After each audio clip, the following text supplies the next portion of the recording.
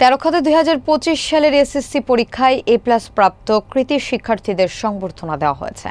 সোমবার শহীদ স্মৃতি বালিকা মাধ্যমিক বিদ্যালয় প্রাঙ্গণে উপজেলা স্বেচ্ছাসেবক দলের আয়োজনে এই সংবর্ধনা অনুষ্ঠানের আয়োজন করা হয়। বিস্তারিত থাকছে রাসেল আহমেদের তথ্যচিত্রে। অনুষ্ঠানে প্রধান অতিথি হিসেবে উপস্থিত ছিলেন বিএনপির কেন্দ্রীয় তথ্য বিষয়ক সম্পাদক আজিজুল বারী হেলাল। সভাপতিত্ব করেন উপজেলা স্বেচ্ছাসেবক দলের আহ্বায়ক মোহাম্মদ সোহাগ মুন্সী এবং সঞ্চালনা করেন সদস্য সচিব শামীম আহমেদ রমিজ। বিশেষ অতিথি হিসেবে উপস্থিত ছিলেন জেলা বিএনপির আহ্বায়ক মোহাম্মদ মনিরুজ্জামান মন্টু, বিএনপি নেতা খান জুলফিকার আলী জুলুহ, মোল্লা খায়রুল ইসলাম, মোহাম্মদ কামরুজ্জামান টুকু, এনামুল হক সজল, চৌধুরী কাউসার আলী, আতাউর রহমান রুনু, চৌধুরী ফখরুল ইসলাম বুলু এবং ছাত্রদলের সাবেক সাধারণ সম্পাদক মোস্তফা তুহিন। অনুষ্ঠানে বক্তারা বলেন, আজকের শিক্ষার্থীরাই আগামীর নেতৃত্ব গড়ে তুলবে। তারা আরও বলেন, এই সম্মাননা তাদেরকে আত্মবিশ্বাস এবং দায়িত্ববোধ বাড়াবে।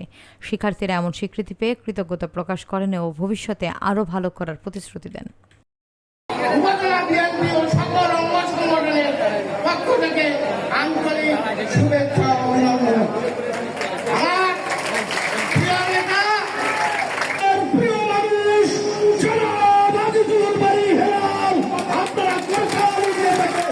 বিএনপির চেয়ারপারসন দেশনেত্রী বেগম খালেদা জিয়া এবং বিএনপির ভারপ্রাপ্ত চেয়ারম্যান জনাব তারেক রহমানের পক্ষ থেকে আপনাদেরকে শুভেচ্ছা এবং অভিনন্দন জানাই।